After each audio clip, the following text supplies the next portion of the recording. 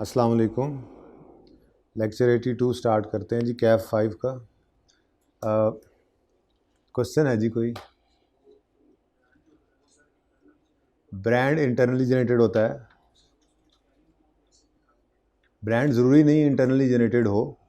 अगर separate financial statements के अंदर सब्सिडरी की ब्रांड आ रहा है तो इसका मतलब वो उसका परचेज ब्रांड होगा।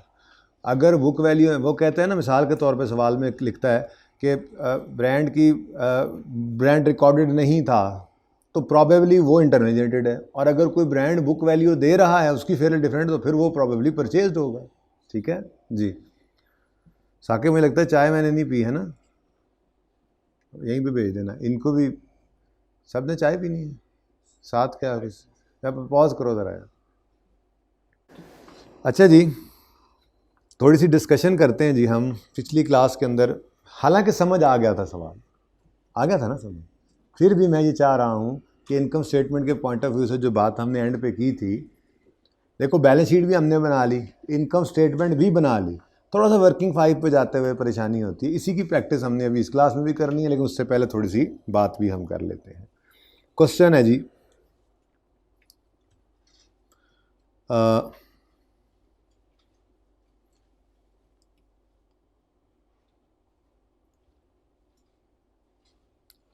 S2P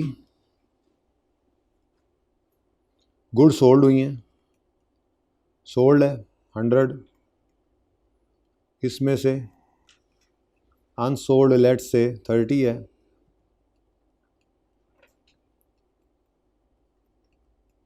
अनसोल्ड का प्रॉफिट लेट्स से 5 रुपीज़। ठीक है जी। अब मुझे आपने जो बातें बतानी हैं वो क्या क्या होंगी। सबसे पहले आप मुझे बताएंगे कि consolidated statement of comprehensive income के पॉइंट ऑफ व्यू से क्या बात करनी है हमने, और फिर एंड पे हम बात करेंगे वर्किंग 5 को हिट करें या नहीं करें। इसी चीज़ में ही मसला है ना, नई चीज़ तो यही है, एडजस्टमेंट्स तो सेम थी। अच्छा, एडजस्टमेंट्स भी आज यही करनी है, वो भी टेंशन नहीं, एक छोटी सी चीज़ बस ऐड करेंगे, ड्यूरिंग द ईयर हम एक्वायर कर लेंगे सब्सिडी को, बस और कुछ नहीं। बाकी एडजस्टमेंट्स यही है कि हमारे अभी 81 लेक्चर के अंदर नेगेटिव गुडविल आई थी तो वो इनकम होती है, और अगर पॉजिटिव आ जाती है तो उसकी इम्पेयरमेंट का चक्कर, ऐसा कुछ काम का एडजस्टमेंट कोई नई नहीं होगी। सवाल वैसे ऐसा ही है, लेकिन इस डिस्कशन को ज़रा तसल्ली से, इत्मीनान से सुन लें, कोई जल्दी नहीं है अब तो हमें। ठीक है, लेकिन फिर भी इंशाल्लाह कोई इतना टाइम नहीं लूँगा आप लोगों का, बस आराम से, लेकिन समझें, तेज़ी नहीं करनी जी। क्या सिखाया जी आपको कि आपने इनकम स्टेटमेंट का सवाल करते हुए पहला काम क्या करना है, डिडक्ट करना है 100 from sales and cost of sales.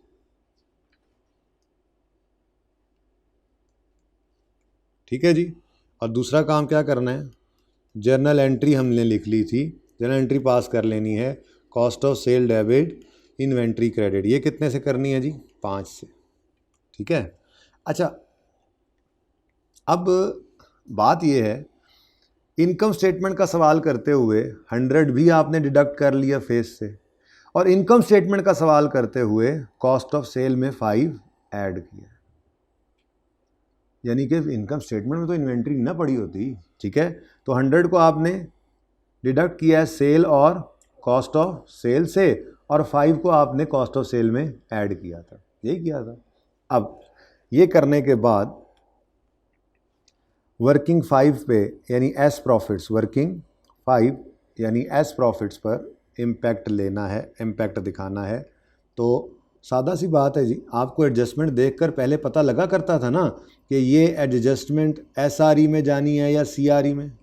Maximum जो क्या कहते हैं उसको, टेक्निकल बात थी, वो गुडविल वाली थी, जो हमने शुरू में ही सीख ली थी कि अगर एनसीआई प्रोपोर्शनेट बेसिस पे है, गुडविल पार्शल है, तो फिर इम्पेयरमेंट लॉस सिर्फ सीआरई को जाना है, और अगर एनसीआई फेयर वैल्यू पे है तो गुडविल फुल है तो फिर एसआरई में, यानी कि दोनों को हिट करना है तो एसआरई में भेज देना। ठीक है ना। तो अब ये इसी तरह की हर एडजस्टमेंट है। अगर एस ने चीज़ें बेची हैं तो प्रॉफिट किसने कमाया है, एस ने, तो वो एस की SRE को हिट करते थे। अगर एस ने फिक्स एसिड बेचा है तो प्रॉफिट किसने कमाया है? एस ने कमाया, तो फिर SRE को हिट करते थे। ठीक है, यही करते थे ना भाई। ठीक है, तो वही वाली चीज़ें एस प्रॉफिट को हिट कर रही हैं। हिट क्यों करवाते हैं वर्किंग 5 में? क्योंकि हमने प्रॉफिट उठाया होता है सवाल में से अनएडजस्टेड। अब हम सवाल करते हुए तो आज जो सवाल करेंगे ना उसमें मैं वर्किंग 5 को साथ साथ हिट कराता हूँ, ठीक है ना, ताकि अलग से ना करें। पहले दिन ज़रा अलग, पहला सवाल अलग होता है, फिर दूसरा सवाल अब इकट्ठा कर लेंगे, ठीक है ना। तो मुझे बताएं, अगर एस ने प्रॉफिट रिकॉर्ड किया हुआ है तो फिर एस के प्रॉफिट्स पर जब ये रिवर्सल करेंगे तो एस के प्रॉफिट्स पे असर पड़ेगा। क्या असर पड़ेगा? क्या करेंगे? क्या करेंगे? प्रॉफिट कम होगा। एस प्रॉफिट को रिड्यूस करेंगे बाय 5 रुपीज। ठीक हो गया जी? 100, 30 और 5। ठीक हो गया जी? चल, एक एडजस्टमेंट हो गई। थोड़ा रिलैक्स हो जाओगे इंशाल्लाह इस डिस्कशन के बाद। बाकी फिर यही काम दोबारा करेंगे, ठीक है। अच्छा, अगर P2S हो, सेल का रुख, अगर गुड्स सोल्ड जो हुई हैं वो P2S हो तो फिर सोल्ड भी आता है, पता है आपको, अनसोल्ड भी आता है, और अनसोल्ड का प्रॉफिट भी होगा। 75 की गुड्स बेची, उसमें से कोई 22 रुपये की अनसोल्ड पड़ी हैं और उन पे कोई 2 रुपये का प्रॉफिट है जी। बताएं जी, income statement, consolidated income statement बनाते हुए क्या करेंगे?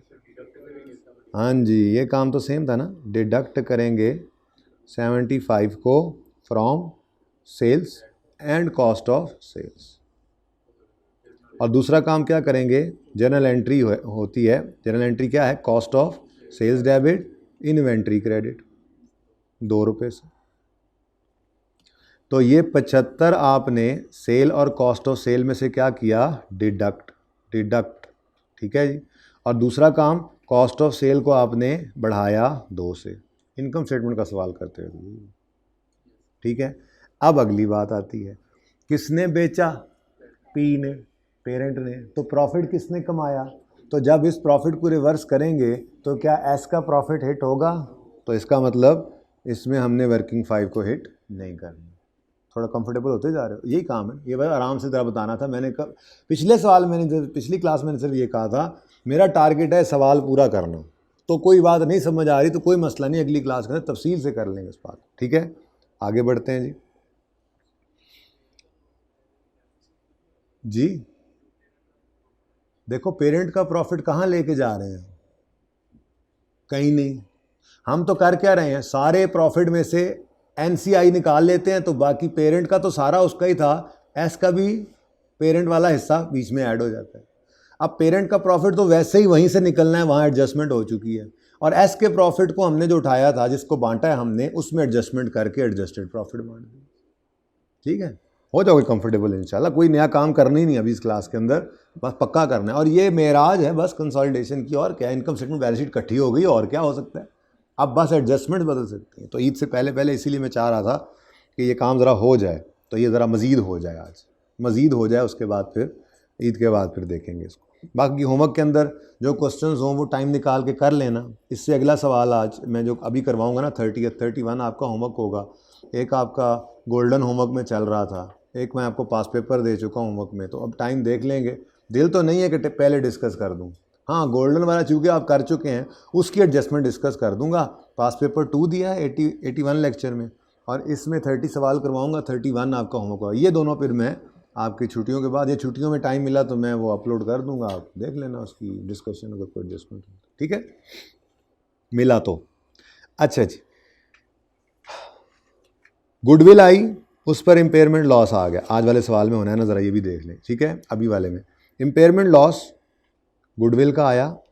और अब गुडविल 2 तरह पे हो सकती है, ठीक है। इम्पेयरमेंट लॉस गुडविल है रुपीज़, लेट्स से 5 रुपये, 5 पहले भी आ रहा है, डिफरेंट हो जाए फिगर, 4 रुपये, ठीक है जी। और NCI प्रोपोर्शनेट बेसिस पर है,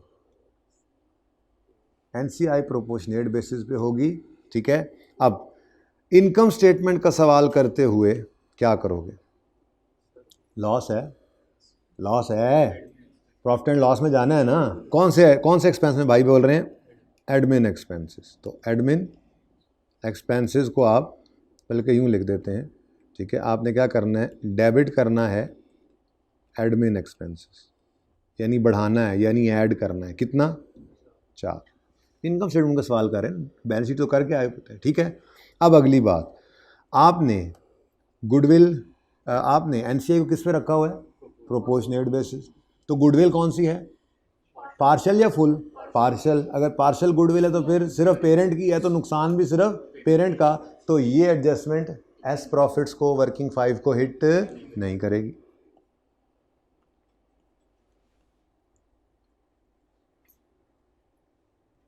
पक्का करते जाएं चीज़ों को, बार बार चीज़ें कर रहे हैं हम। इम्पेयरमेंट लॉस गुडविल का आया, लेट्स से ₹6, और एनसीआई फेयर वैल्यू पर है। अब एक्सपेंस तो एक्सपेंस ही होता है ना जी, तो डेबिट हो जाएगा एडमिन एक्सपेंसेस में ही। कितना जी? 6। अब अगली बात, एनसीआई किस पे है? Fair value. इसका मतलब गुडविल फुल है, मतलब नुकसान अगर हुआ तो दोनों को जाना चाहिए। अब मैंने आपसे ये कहा था कि मतलब तो यही है कि सीआरई एनसीआई दोनों को जाए, लेकिन ऐसी जगह फेंक दो इसको कि जहाँ से असर दोनों पे चला जाए।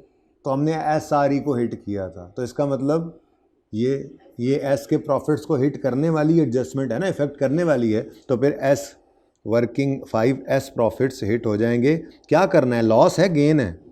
लॉस है, एक्सपेंस है। तो इससे वर्किंग 5 में प्रॉफिट को क्या करना है? हमने कम करना है। कम मतलब डेबिट, ठीक है। तो रिड्यूस बाय, कंफर्टेबल हो रहा है थोड़ा थोड़ा? ये डिस्कम्फर्ट था बस, क्योंकि बैलेंस शीट के सवाल में तो डिस्कम्फर्ट आपको हो नहीं सकता था, वो आसान सा था। इनकम स्टेटमेंट भी चलो ठीक है, बनी जाती है सिंगल, ये थोड़ा सा वर्किंग के अंदर सोचते हुए मसला आता है। कोई नहीं, ये आज ये सवाल मैं दूसरा इसीलिए आज बुला लिया कर, मैंने कहा कल लेने भी नहीं रहने, इनको करा देता हूँ। बाकी घर वालों ने तो वैसे ही घर में बैठ के लेना ही था लेक्चर, तो चलो वो आज चला जाएगा, तो हो सकता है रात को वो ले लें, हो सकता है कल लें। तो वो जब भी लेंगे, कोई नई चीज़ नहीं है। फिर आप जब इन सवालों को खुद करोगे तसल्ली से बैठ के, जो होमवर्क वाले सवाल हैं या ये क्लास वर्क वाला तो पहले करना होता है, तो ये एक सिटिंग में बैठ के कर लेना। ये सवाल जो अभी मैंने पिछली क्लास से शुरू की, एक सिटिंग में बैठ के वो 2 सवाल करो, गोल्डन से शुरू करो, और ये एक सिटिंग में बैठो 4-5 घंटे किसी एक दिन लगाओ, ये साइड पे हो जाएगा काम, मसला ही कोई नहीं होगा इंशाल्लाह, ठीक है। अच्छा जी, 2-3 और एडजस्टमेंट्स ले लेते हैं। नेगेटिव गुडविल हमने देखी थी अभी पिछले सवाल में। नेगेटिव गुडविल, ये तो ट्रीटमेंट भी रिवाइज हो जाएगा, ठीक है। नेगेटिव गुडविल आए तो प्रॉफिट एंड लॉस में क्या करते हैं? ऐड कर देते हैं हम अदर इनकम में। और चूंकि ये पेरेंट का है फ़ायदा, सीआरई में फेंकते थे, तो ये एस प्रॉफिट्स को हिट, और इसने किया भी नहीं था पिछले सवाल में, हमने देखा है पिछली क्लास के अंदर ऐसे ही था। एसेट्स को जी, हाँ, ये तो हमने उसी दिन डिसाइड कर लिया था कि जब नेगेटिव गुडविल आती है ना, तो एनसीए चाहे प्रोपोर्शनेट बेस पे हो चाहे फेयर वैल्यू पे हो, ये अदर इनकम सीआरई की है। बस ये स्टैंडर्ड ने डिसाइड किया हुआ है, ये सीआरई में फेंकते हैं। तो इसका मतलब फिर इधर भी, अच्छा अदर इनकम तो दोनों की पड़ी है ना, पेरेंट की सब्सिडरी की, बस उसमें ऐड कर दो। मसला तो तब आता है कि वर्किंग 5 को हिट करें या ना करें, तो वर्किंग 5 को हिट नहीं करना है। अच्छा, एसिड रीवैल्यू करा लेते हैं। Acid debit revaluation surplus working 1 में क्रेडिट, लेट से 55 रुपये से, ठीक है जी। और इसकी दूसरी एंट्री होती है डेप्रीसिएशन वाली। तो एस के एसिड्स हैं, एसआरई को हम क्या करते होते हैं? डेबिट डेप्रीसिएशन से, और एसिड क्या कर देते होते हैं हम? क्रेडिट। गिवन फिगर मैं आपको दे रहा हूँ, लेट से 13 रुपये इसकी डेप्रीसिएशन, ठीक है जी। अब इनकम स्टेटमेंट का सवाल करते हुए क्या करेंगे, सोच के बताओ। एसिड बैलेंस शीट, रीवन सरप्लस वर्किंग 1, फिर एसिड क्रेडिट, ये बैलेंस शीट, तो रह गया क्या? सिर्फ डेप्रीसिएशन। तो डेबिट कर देंगे डेप्रीसिएशन एक्सपेंस को, बढ़ा देंगे। कहाँ डेबिट करेंगे? अब ये डिपेंड करेगा, अगर प्लांट मशीनरी है तो कॉस्ट ऑफ सेल में कर देंगे, वरना एडमिन सेलिंग में अगर उनके एसेट्स हों तो। बहरहाल डेप्शन एक्सपेंस को बढ़ाएंगे। और एसेट्स किसके हैं? एस के। तो फिर ये 13 रुपये से एस के प्रॉफिट्स को कम होना चाहिए। जब ये हम डेप्शन को रिकॉर्ड, रिवर्स नहीं कर रहे ना, रिकॉर्ड कर रहे हैं, this is recording of depreciation not reversal. तो एक्सपेंस बढ़ेगा तो प्रॉफिट कम हो जाएगा। प्रॉफिट कम करना है, रिड्यूस बाय 30। ठीक है जी, ले देना शुरू। इसी तरह से आपस की सेल परचेज है फिक्स्ड एसेट की भी, तो वो आज वाले सवाल में ही देख लेते हैं। मेरे ख्याल में ऐसे ही जो है ना, फिर यहाँ पे लिखना हुआ तो लिख भी लेंगे, लेकिन ये आप पिक्चर ले लें, पॉज करें ज़रा जी। तो ये मोटी मोटी 2-4 एडजस्टमेंट्स हमने ज़रा देख ली। ठीक है, कि अगर यही हम क्लास के एंड पे कर रहे थे पिछली क्लास में, तो मैंने कहा था कर लो ज़रा, सवाल पूरा हो जाएगा। S2P है, तो इनकम स्टेटमेंट का सवाल करते हुए सोल्ड की फिगर डिडक्ट करते हैं सेल कॉस्ट ऑफ सेल से, अनसोल्ड के प्रॉफिट को कॉस्ट ऑफ सेल में ऐड करते हैं, क्योंकि इससे प्रॉफिट को हमने कम करना होता है, तो कॉस्ट बढ़ाते हैं, प्रॉफिट कम हो जाता है। फिर ये करने के बाद वर्किंग 5 को सोचते हैं, अगर ये एडजस्टमेंट एस के प्रॉफिट्स को हिट करने वाली है तो वर्किंग 5 में उसको ले जाएंगे। तो अगर एस ने बेचा है तो एस के प्रॉफिट्स को रिवर्स करें ना, उससे ज़्यादा प्रॉफिट रिकॉर्ड किया अनरियलाइज, तो फिर वर्किंग 5 में हम रिड्यूस करेंगे प्रॉफिट को 5 से, और रिड्यूस का मतलब डेबिट करेंगे। अगर P to S sales of goods हैं तो फिर सोल्ड की फिगर डिडक्ट करेंगे सेल कॉस्ट ऑफ सेल्स, और अनसोल्ड का प्रॉफिट जो है उसको रिवर्स करेंगे, यानी कॉस्ट ऑफ सेल डेबिट करेंगे, इन्वेंट्री क्रेडिट करेंगे। लेकिन चूंकि ये प्रॉफिट P ने कमाया है तो इसके रिवर्सल का S के प्रॉफिट्स पे असर नहीं पड़ता, तो वर्किंग 5 को हिट नहीं करेंगे। इम्पेयरमेंट ऑफ गुडविल, अभी जो सवाल करने लगे हैं उसमें आएगा। इम्पेयरमेंट ऑफ गुडविल आई, और गुडविल पार्शियल थी, यानी NCI प्रोपोर्शनेट बेस पे है, तो गुडविल फुल नहीं है, पार्शियल है, तो इसका नुकसान किसको जाता है? सिर्फ CRE को, सिर्फ पेरेंट को। लेकिन फिलहाल इनकम स्टेटमेंट का सवाल करते हुए ये एक एक्सपेंस है जिससे एडमिन एक्सपेंसेस में आपने ऐड कर देना है, डेबिट एक्सपेंस बढ़ा लेना। लेकिन चूंकि NCI प्रोपोर्शनेट बेसिस पर है, इसलिए इसको सिर्फ पेरेंट ने बर्दाश्त करना था नुकसान को, तो ये एडजस्टमेंट्स एस के प्रॉफिट को हिट नहीं करेगी ये एडजस्टमेंट, तो इसलिए एस प्रॉफिट्स को हिट नहीं करना। Do not hit working 5। Goodwill I और NCI फेयर वैल्यू पर थी, मतलब गुडविल फुल है। अगर फुल गुडविल पे इम्पेयरमेंट लॉस आ जाए, प्रॉफिट एंड लॉस बनाते हुए तो भाई एडमिन एक्सपेंस जिसका मर्जी है वो तो इकट्ठे ही पड़े हैं ना, तो प्रॉफिट एंड लॉस बनाते हुए तो इसको ऐड करेंगे एडमिन में। लेकिन जब वर्किंग 5 की बारी आती है तो हम देखेंगे ये एडजस्टमेंट एस के प्रॉफिट्स को हिट करती है, बिल्कुल करती है, क्योंकि फुल गुडविल है, दोनों को नुकसान जाना चाहिए, तो फिर हिट कर देंगे वर्किंग 5 को 6 रुपये से, रिड्यूस करेंगे प्रॉफिट्स को इस लॉस के अमाउंट से, यानी डेबिट करेंगे। नेगेटिव गुडविल हमने लेक्चर 81 वाले क्वेश्चन में, पिछला 81 ही था ना, ये 82 है ना, ठीक है, 81 वाले क्वेश्चन में नेगेटिव गुडविल आई थी। इसको क्या किया था अभी पिछली क्लास में, इसको हमने प्रॉफिट एंड लॉस का सवाल कर, CRE वाला काम तो बैलेंस शीट में कर लेते हैं ना, इसको प्रॉफिट एंड लॉस का सवाल करते हुए हमने अदर इनकम में ऐड किया था। और फिर हमने कहा था कि ये तो हम पहले ही डिसाइड कर चुके हैं, NCI फेयर वैल्यू पर हो या प्रोपोर्शनेट बेस पे हो, अगर नेगेटिव गुडविल आए तो वो सिर्फ पेरेंट की CRE में भेजो, तो यहाँ पे भी फिर वर्किंग 5 को हिट नहीं करेंगे। फिर एक नई चीज़ यहाँ पर ये भी डिस्कस होगी थी, नई चीज़ आज करेंगे फिक्स एसेट की सेल की, ठीक है ना। रीवैल्यूएशन की हमने एक्विजिशन डेट पर सब्सिडरी के एसेट्स की, तो इस सारी एडजस्टमेंट में एसेट का डेबिट होना बैलेंस शीट, रीवन सरप्लस का क्रेडिट होना वर्किंग 1, SRE डेप्रिसिएशन एक्सपेंस, सिर्फ ये फिगर मिली, और फिर ये एसेट है, तो 13 रुपये से एक्सपेंस को बढ़ाना है। प्रॉफिट एंड लॉस का सवाल करते हुए एक्सपेंस डेबिट, एक्सपेंस बढ़ाएंगे, लेकिन मैंने लिखा नहीं कौन सी जगह पे, ये डिपेंड करेगा एसेट कौन सा है, ठीक है।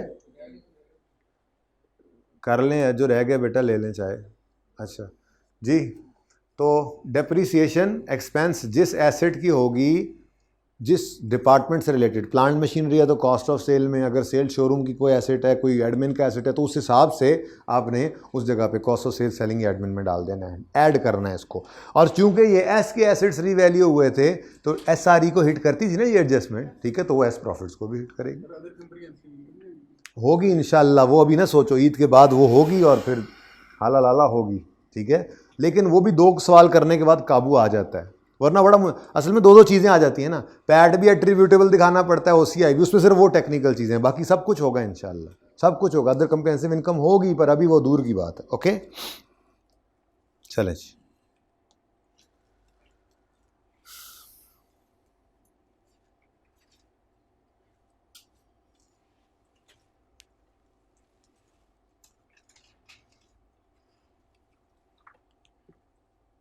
अच्छा, काम करें, पहले एक छोटा सवाल करते हैं, वो भी एक कॉन्सेप्ट बीच में आज टेस्ट होना है ना।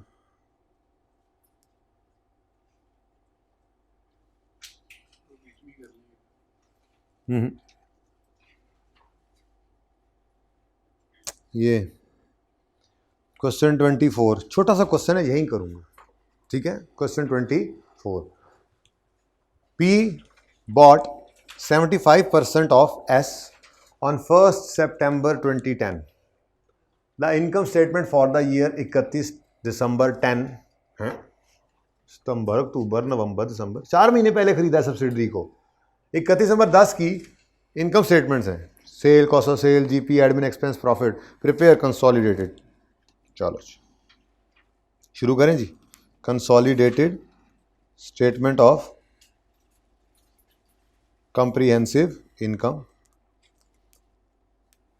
सेल, बताएं जी। सेल 400 जमा 200, नहीं कर लेने ने एक दफ़ा तो मुझे, 400 जमा 200, कॉस्ट ऑफ सेल 250 जमा 100, एडमिन एक्सपेंस, बोलें, एडमिन एक्सपेंस 20 प्लस 15। एक ये चीज़ होती है इनकम स्टेटमेंट में, और दूसरा होती है वर्किंग 5 एस प्रॉफिट्स।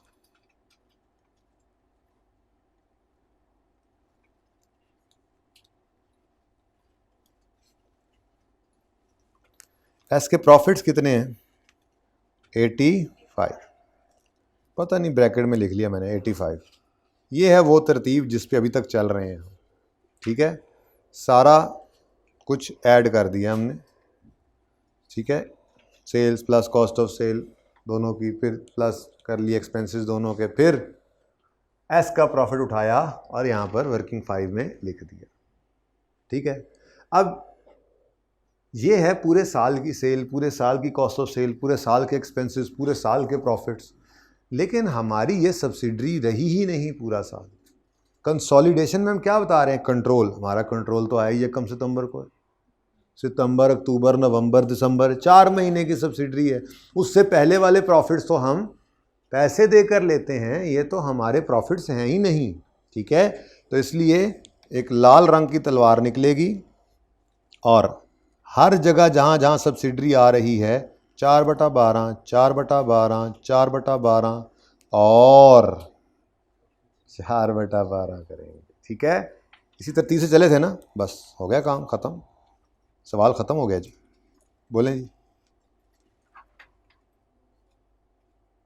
जी बोलें। 467, बड़ी मेहरबानी, बहुत देर कर दी मेहरबान, आते आते चाय पी रहे सी जी। Next 283, GP 184, admin expenses 25, profit 159। उसके बाद अगली चीज़ करते हैं जी, प्रॉफिट एट्रीब्यूटेबल टू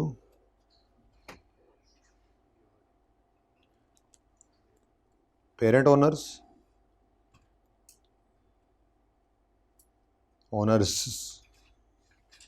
और NCI। ये कहाँ से मिलेगा हमें? वर्किंग 5 से, और टोटल उठा के यहाँ पे लिख लेते होते हैं। चलें भाई, 159, ठीक है जी। अब हमें ये चाहिए NCI, ये मिल गया तो बैलेंसिंग P ओनर्स, एडजस्टमेंट कोई है नहीं, बोलो। प्रॉफिट्स 28, CRE छोड़ दें, NCI जी 28 का देख लें, इधर लिखा हुआ है 25% NCI का है इंटू 25 जी बोले 7। लो भैया क्वेश्चन मार्क मिटेगा तो जी 150। तो अगर mid of the year acquisition हो जाए तो जो चीज़ें उठा के आपने इनकम स्टेटमेंट में लिखनी है उन सब के ऊपर बटे लगाने और एस प्रॉफिट जो वर्किंग 5 में लाना है उस पे भी बटा लगाना है, और कुछ नहीं किया, बाकी सब कुछ सेम।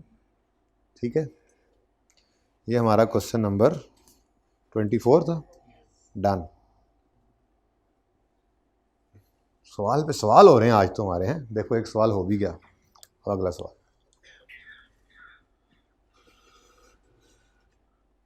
आए पेज क्वेश्चन 30 पेज 66 67 होगा 71। वाह,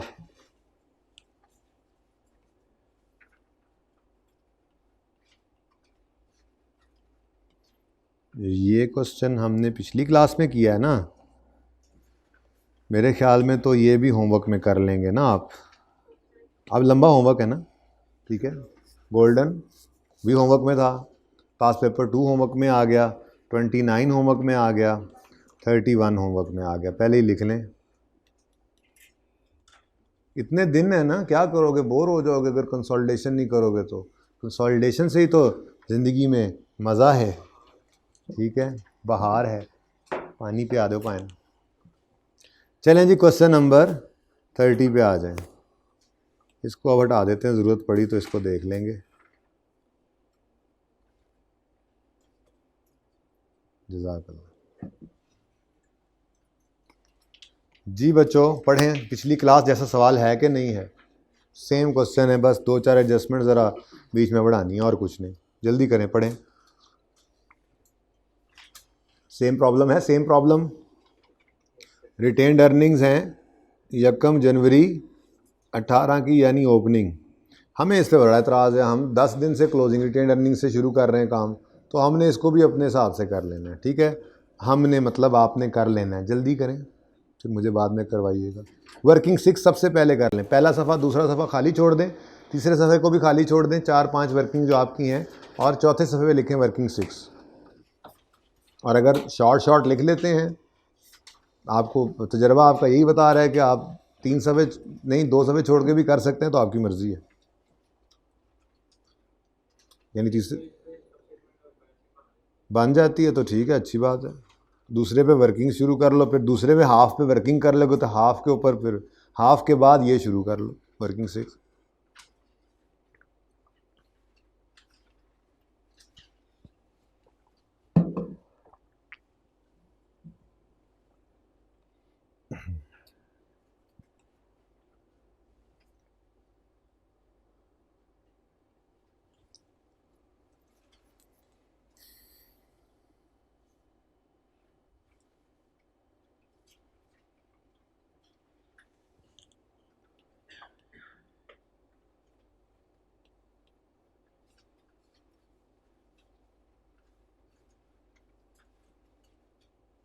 अच्छा, डिविडेंड शुक्र है अभी भी रिकॉर्ड नहीं, होमवर्क के अंदर भी रिकॉर्डेड नहीं ना। ये ईद के बाद डिविडेंड ना इनसे रिकॉर्ड करवाएंगे।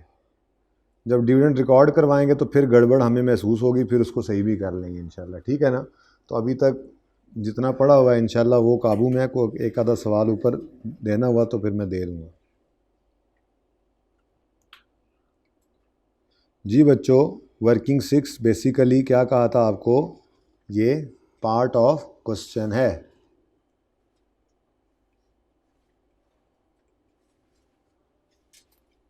इसमें हम क्या बनाएंगे, सेपरेट फाइनेंशियल स्टेटमेंट्स। जरा पॉज कीजिएगा। जो ये सेपरेट फाइनेंशियल स्टेटमेंट्स में स्टेटमेंट ऑफ कंप्रीहेंसिव इनकम का, लेकिन सिर्फ रिटेन्ड अर्निंग्स का कॉलम है। और इससे भी ज़्यादा अहम बात क्या है, अकाउंटेंट वाला जो उसने किया हुआ है बस रीडू कर देना है हमने। बस हमारे हिसाब से सवाल बन जाए, हम ये चाह रहे होते। ठीक है, opening balance, opening retained earnings, अच्छा दोनों की लेनी है। ठीक है,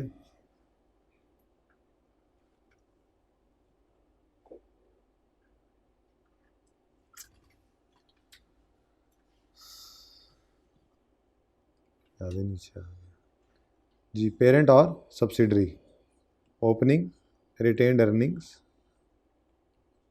उसके बाद हमने प्रॉफिट आफ्टर टैक्स ले लेना है, पेरेंट का भी सब्सिडरी का भी। और खैर से डिविडेंड वाला सीन वही है, अभी भी डिविडेंड है ही नहीं सवाल में, सवाल में डिविडेंड है ही नहीं। चले, अच्छा जी, अब सवाल में गिवन है 180 और 80।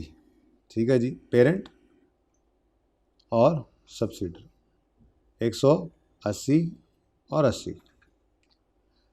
पेरेंट का प्रॉफिट यहाँ से देखो, सेल, कॉस्ट ऑफ सेल, फिर ये एक्सपेंस, ये 50 के अदर इनकम और ये टैक्स एक्सपेंस, बस यही आइटम्स हैं।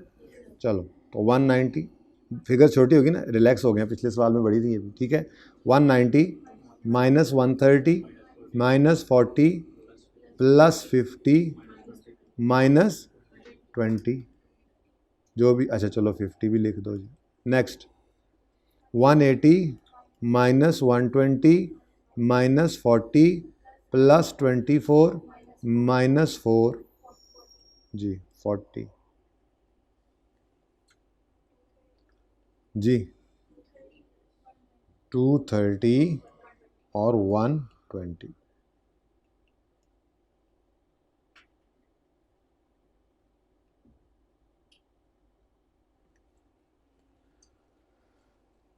यकम जनवरी 2018 पे ये गिवन थी हमें, और 31 दिसंबर 18 की ये रिटेन अर्निंग्स हमने निकाली। कंसोलिडेशन करनी है 31 दिसंबर 18 की, और हमारी आंखें ठंडी हो चुकी हैं। अब सवाल हमारे हिसाब से बन चुका है। हमने कहा ओ भाई ये क्या, यहाँ पे तो होना चाहिए था 31 दिसंबर 18, और अब वो आ गया। यहाँ पर ओपनिंग रिटेन्ड अर्निंग्स की बजाय क्लोजिंग हैं जो हमने निकाली हैं वर्किंग नंबर 6 में, मैंने माना, लेकिन इसको यूँ लिखते नहीं क्योंकि हम ये फिगर्स तो वैसे ही कहीं ना कहीं और ले जाते हैं। ठीक है जी, जी बोलें कितनी है, 230 और 120। तो ये तब्दीली हमने की सवाल में, और अब ये सवाल हमारे मतलब का हो चुका है। क्या स्टेप्स बताए थे आपको, बैलेंस शीट इनकम स्टेटमेंट का सवाल इकट्ठा आ जाए तो क्या करोगे, पहले वर्किंग 6 करोगे, वो तो हो गई, वो तो हो गई। फिर बैलेंस शीट का सवाल करते हुए भूल जाना है कि ऐसी कोई चीज़ भी सवाल में एग्जिस्ट करती है जिसका नाम इनकम हो या एक्सपेंस हो, भूल जाना है इस चीज़ को। ठीक है जी, बिल्कुल काटा वाटा कर दिया हमने, है ही नहीं, देखो है ही नहीं सवाल यहाँ से। ठीक है, उसके बाद अब अपनी रूटीन की चीज़ें हैं, ये यहाँ से 1 2 3 4 5 6 7 8 9 10 11 12 13 और 14, ये 14 फिगर्स हैं, इनको हम अपने सवाल में पहुँचाते हैं। ये काम तेज़ी से कर लूँ, मुझे इजाज़त है? हाँ, उसके बाद फिर बाकी सारे काम सीलोली करेंगे। तो तेज़ी देखना अब मेरी, जल्दी जल्दी बताओ, एनी की तेज़ी है और केड़ी तेज़ी आ जाएगी जी। पहले शेयर कैपिटल आ गया, अच्छा नाम क्या है इसका, एएल ग्रुप है, और पीरियड एंडेड 31 दिसंबर 18 है, एज ऑन। मैं इसलिए नहीं पहले कैपिटल लिखता क्योंकि एक रूटीन, एक आदत पड़ी हुई है, उसको हम छेड़े ना। ठीक है, तो बल्कि मैं तो अब कहता हूँ हम तो अपनी तरतीब इसको भी नहीं छेड़ते। चलो ठीक है, छेड़ दो, चलने दो जी। शेयर कैपिटल, पेरेंट का शेयर कैपिटल 150 है, 150। शेयर प्रीमियम, अच्छा शेयर कैपिटल इधर 100। नेक्स्ट शेयर प्रीमियम है 100 और 20,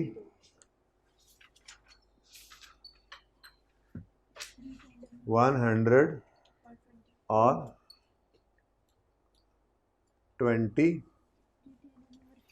रिटेन्ड अर्निंग्स। अब ये वाली रिटेन्ड अर्निंग्स जो होती हैं ये हम कहाँ लेके जाया करते हैं, वर्किंग 3 और वर्किंग 2 में।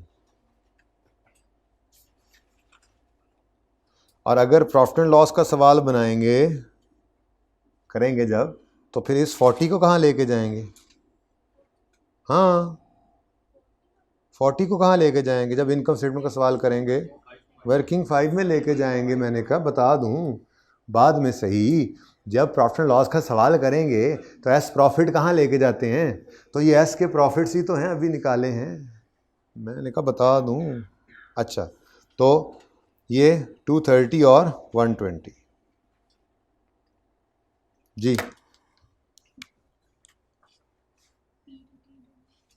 पी की रिटेन्ड अर्निंग्स हैं क्लोजिंग कितनी 230, और एस की रिटेन्ड अर्निंग्स हैं क्लोजिंग 120। उसके बाद जी करंट लायबिलिटीज़ हैं, तो थोड़ी सी जगह छोड़ देते हैं CRE NCI वगैरह के लिए, और करंट लायबिलिटीज़ बताएं जी। 70 प्लस 60।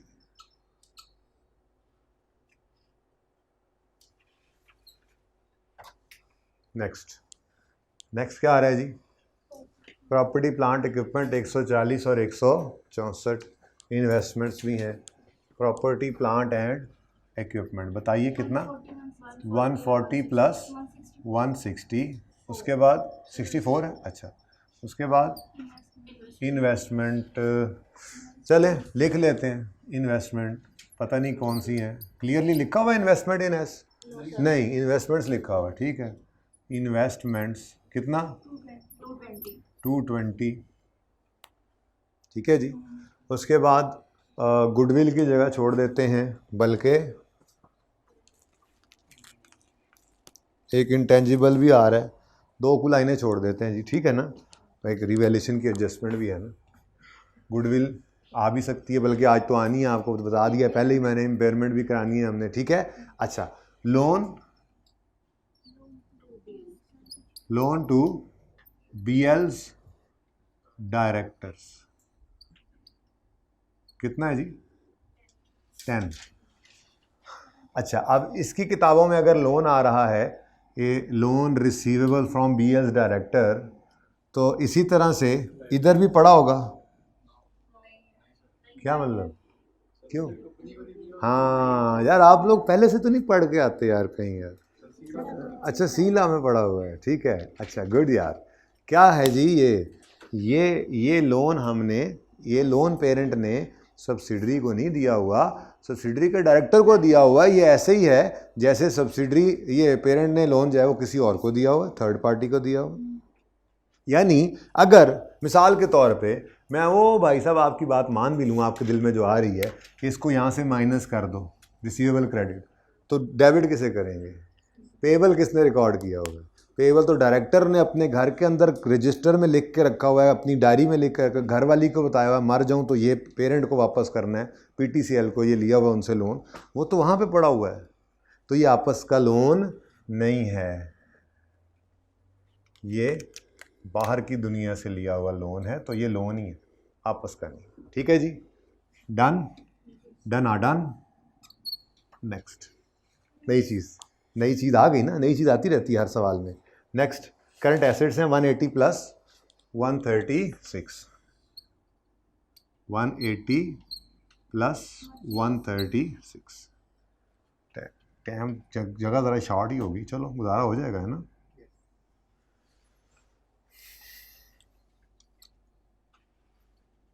चलिए बैलेंस शीट तैयार है, अब बस एडजस्टमेंट्स हैं, और ये एडजस्टमेंट्स आपकी हंसी निकाल देती हैं, मुझे पता है, आई नो, मुझे पता है बैलेंस शीट का सवाल करते हुए आप लोगों की हंसी निकल जाती है, I know you know I know. चाह लैन गया सी मुंडा, पता नहीं कुहाड़ ते नहीं टुर गया। चाह सर हुन ईद तो बाद ही आएगी। AL acquired 8 million shares. यार ये ना अभी से ही देख लें, 100 मिलियन रुपए का शेयर कैपिटल है, 10 रुपये का एक शेयर है, तो कितने हैं? 10 मिलियन है। अगर 8 मिलियन इन्होंने लिए हैं तो फिर 80% नज़र आ रहा है, ठीक है ना, नज़र भी आ रहा है, तो सब्सिडरी है जी बिल्कुल। ऑन 1 अप्रैल 18,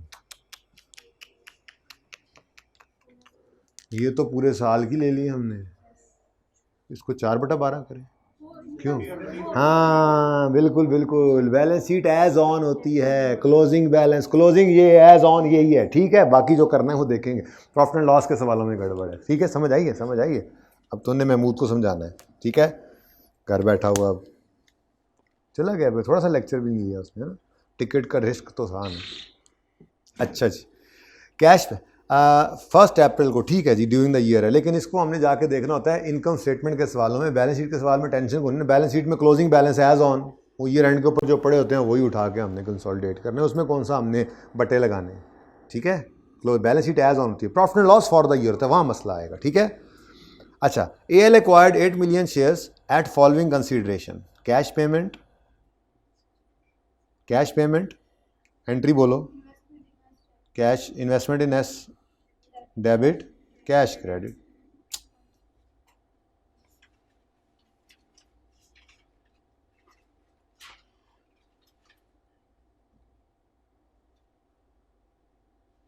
कितने से?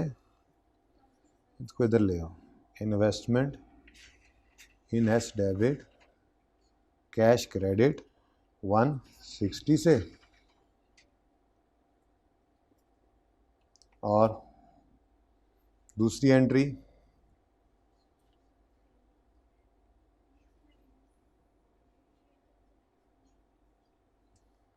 Investment in S debit share capital credit share premium credit. कितने शेयर्स हैं? 8 मिलियन है ना, बोले नहीं, 8 मिलियन शेयर्स नहीं खरीदे हमने,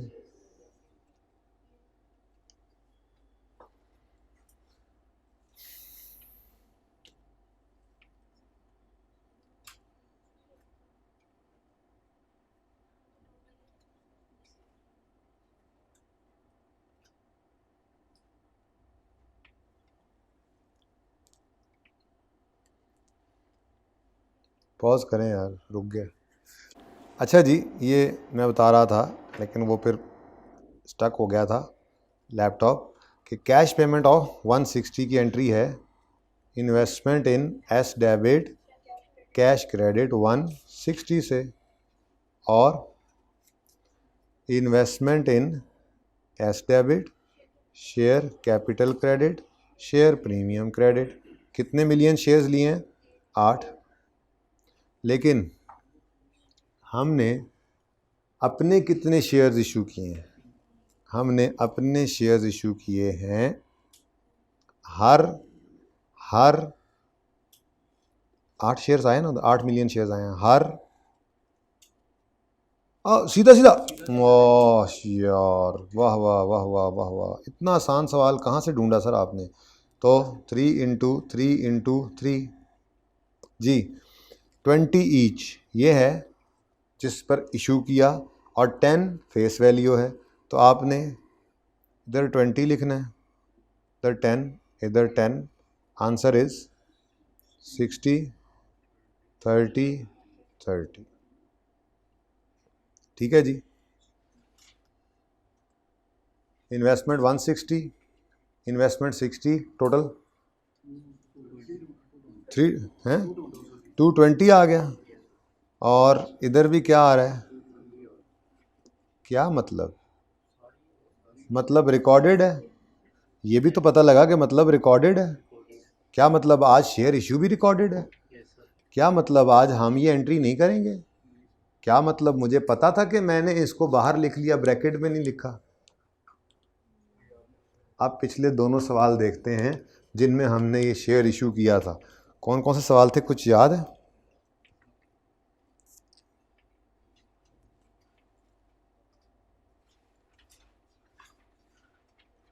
आप ना बताना है, मैं खुद ढूंढ लूँगा। आप ये देखें,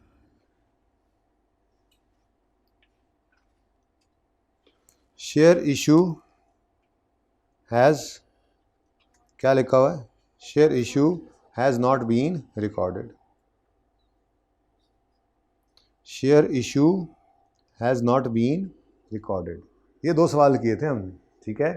15 में उसने कहा था share issue has not been recorded, तो हमने रिकॉर्ड किया था। फिर होमवर्क वाला सवाल आया, share issue has not been recorded. कहता है जी ये इन्वेस्टमेंट नज़र भी आ रही होती थी, थोड़ी गड़बड़ भी होती थी इसके अंदर, ठीक है, और share issue has not been recorded लिखा होता, ठीक है ना। तो इन दोनों सवालों के अंदर उसने कहा था शेयर इशू रिकॉर्डेड नहीं है, तो हमने भी कहा था ठीक है, इसका मतलब हम रिकॉर्ड करेंगे। लेकिन आज वाले सवाल में क्या हुआ, आज वाला सवाल पहले तो मिल जाए फिर बताता हूँ क्या हुआ। आज वाले सवाल में वो खामोश है। वो कहता है कंसीडरेशन कितनी है, 160 कैश, और उसके बाद 3 मिलियन शेयर्स 20 रुपये के, यानी 160 जमा 60 220, ये इन्वेस्टमेंट है उसने बताई। लेकिन आगे ये नहीं कहा कि देखो कैश वाली एंट्री तो अकाउंटेंट भूलता नहीं है, तो कैश वाली तो रिकॉर्डेड ही होनी थी। मैक्सिमम हो क्या सकता था, शेयर इशू वाली रिकॉर्डेड ना होती। लेकिन अगर सवाल खामोश है तो फिर हमने यही अज्यूम करना होता है कि ये 30 इशू होकर इधर शामिल है और ये 30 भी इधर शामिल पड़ा, ठीक है, और सही है। तो सवाल अगर खामोश होगा तो फिर आपने शेयर इशू को रिकॉर्ड करना नहीं है, अज्यूम करना है कि शेयर इशू रिकॉर्डेड है, ये इन शेयर कैपिटल शेयर प्रीमियम के अंदर ये 30 आ चुका हुआ है। ओके, हाँ, इससे हमें ये ज़रूर पता लग गया, चेक तो हो गया ना, आपने चाहे अपनी ज़बानी करके देखा, चेक तो हो गया ना कि 160 और 60 220 इन्वेस्टमेंट इन एस बनती है और यहाँ पर भी 220 ही है। वरना अगर यहाँ पे लेट से 230 240 340 350 डिफरेंट फिगर होती तो आप कहते अच्छा इन्वेस्टमेंट इन एस तो 220 होनी चाहिए थी, फिर बाकी अदर इन्वेस्टमेंट है तो वहाँ से निकाल लेते और जाकर लिख देते वर्किंग वन में, ठीक है। तो यहाँ पर सारी की सारी इन्वेस्टमेंट ही खैर से एस वाली है, यहाँ कुछ भी नहीं बचा। जी 220, sorry, investment in S given था, ठीक है।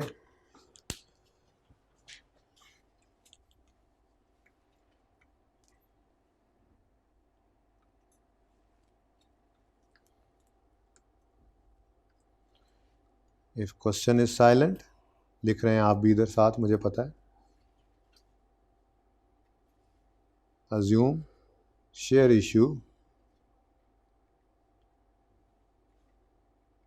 is already recorded।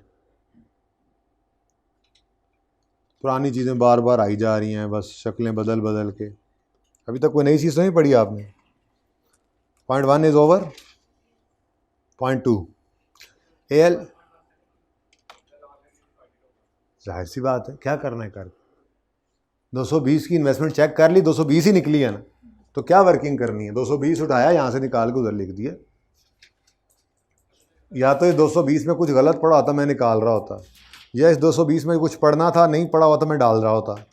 ऐसा तो कुछ नहीं है, 220 ठीक पड़ा है, बस ठीक है, क्या वर्किंग आपने करनी है तो कर लो, फिर टाइम ज़ाया करोगे ना। ये तो ज़बानी देखना था, ज़बानी देखना था, ये तो आपने 160 और फिर आपने साथ ही देखना था 3 मिलियन शेयर्स, सीधे सीधे शेयर्स दिए हुए हैं इंटू 20, अच्छा 60 और 160, ये तो पूरा रिकॉर्डेड है, इन्वेस्टमेंट नज़र भी आ रही है।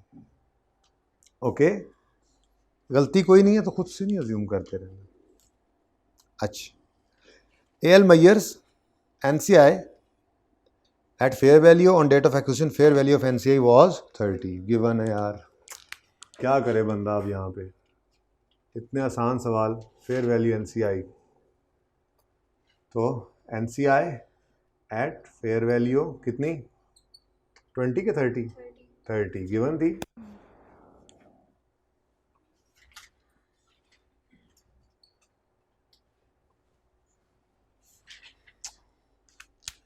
क्या करें सवालों का, इतने आसान सवाल हैं, क्या कर सकते हैं। ऑन एक्विजिशन डेट, भाई का सवाल आ गया। On acquisition date carrying value of BL's net assets were equal to fair value except a brand which had not been recorded by, अच्छा ये दूसरा आ गया, which had not been recorded by BL। अब ये प्रॉबेबली इंटरनली जनरेटेड है, ठीक है।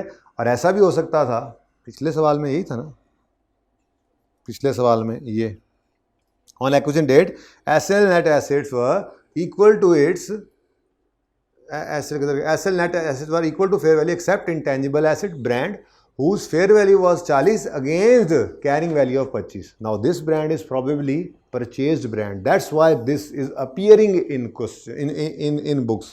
ठीक है ना, रिकॉर्डेड है ऑलरेडी। जबकि हमारे सवाल में कह रहे हैं उन्होंने रिकॉर्ड नहीं किया। आज वाले सवाल में क्या कह रहे हैं, उन्होंने रिकॉर्ड नहीं किया। अब रिकॉर्ड नहीं किया तो मतलब प्रॉबेबली ये फिर इंटरनली जनरेटेड होगा, ठीक है। चलो अच्छी बात है जी। Fair value of brand is 20 million और इसकी रिमेनिंग लाइफ जो है वो 5 साल है। तो फिर भाई intangible asset debit revaluation surplus, ये तो ज़्यादा आसान होता है जो रिकॉर्डेड नहीं होता है ना, 20। और उसके बाद दूसरा इम्पैक्ट अमोर्टाइजेशन का, अमोर्टाइजेशन एक्सपेंस डेबिट और इंटेंजिबल एसेट क्रेडिट जी। कितने से, 20 डिवाइडेड बाय, इधर कर लें 20 डिवाइडेड बाय 5 पूरा नहीं, डेट ऑफ एक्विजिशन से कंसोलिडेशन डेट तक। अब आज पहली बार ऐसा हो रहा है कि हमने एक्विजिशन की अभी साल पूरा हुआ ही नहीं, तो फिर डेट ऑफ एक्विजिशन से कंसोलिडेशन डेट तक बनते हैं। यकम कब आपने एक्वायर किया, यकम अप्रैल को, ये एंड 31 दिसंबर 18, तो कितने महीने जी बोले, 3 और 3, ठीक है। अच्छा अब फिलहाल तो सवाल कर रहे हैं कौन सा, बोलो बैलेंस शीट का, तो एक्सपेंस कहाँ ले जाएं, हम तो मजबूरन इसको SRE के अंदर ही रखेंगे क्योंकि S के एसेट्स है, ठीक है। सही है ना। अब देखो पता ही कोई नहीं, इनकम स्टेटमेंट का सवाल भी हमने करना है, हमारे होश ही कोई नहीं इस तरफ है, हम सुकून से लगे हम अपना बैलेंस शीट का सवाल कर रहे हैं, पूरा करते हैं, ठीक है। तो इंटेंजिबल डेबिट,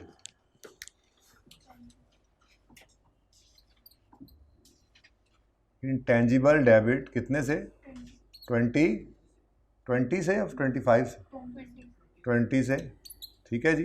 ब्रैकेट में इसलिए लिखा कि अभी आगे डेप्रिसिएशन भी आ रही है। तो intangible debit surplus in working 1, मुझे पता है यहाँ पे एस रिटेन्ड अर्निंग्स आनी है, आपने वो जगह छोड़नी होती है, वैसे बाद में भी लिख सकते हैं, बहरहाल चलें। रीवैल्यूएशन सरप्लस किसका जी, इंटेंजिबल का, कितना 20।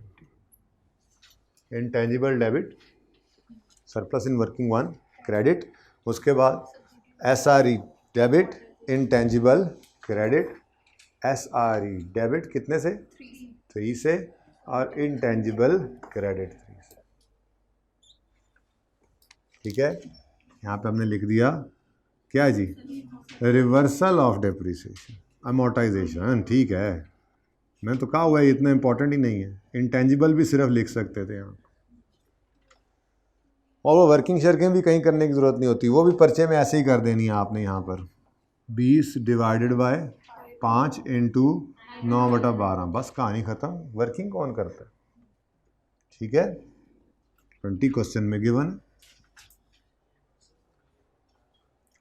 चार्ज हो गई है ज़्यादा, हम रिवर्स कर रहे हैं, हमने एसेट्स को रीवैल्यू किया, एसेट्स बढ़ गए, अब हमें चाहिए हाँ सॉरी हम चार्ज कर रहे हैं, हम सॉरी हम चार्ज कर रहे हैं इसलिए अर्निंग्स कम हो गई, सॉरी जी, ठीक है, रिवर्सल नहीं है, चार्जिंग ऑफ डेप्रिसिएशन। प्रॉफिट दिमाग में घुसा हुआ था, चार्जिंग ऑफ, ये देखें चार्जिंग ऑफ अमोर्टाइजेशन जी, सॉरी जी सरप्लस और लॉस में बिल्कुल यही फ़र्क है। और अगर मैंने यहाँ पे रिवर्सल लिख भी दिया था ना, उसके नंबर नहीं कटने थे, बंदा लिख ही जाता है, आपके भी, ठीक है ना। असल में 3 इधर होना चाहिए, ठीक है, प्रॉफिट्स कम हो। क्योंकि कहने वाला ये भी कह सकता है मैंने ये कहा है कि ये चार्जिंग होनी चाहिए थी तो हमने चार्ज की है, ठीक है, ओके। रिवर्सल वाले ने क्या लिखा होगा कि ये रिवर्सल पता नहीं, कुछ ऐसे कुछ भी कह सकते हैं। बहरहाल मैं कह रहा हूँ 3 इधर हो तो बेहतर है, ठीक है, नंबर मिल जाएंगे। चलें आगे। लो भाई, आ गया वो जिसका आपको इंतज़ार था। पार्ट 2 शुरू करना है, आमिर भाई भी आ गए, करें।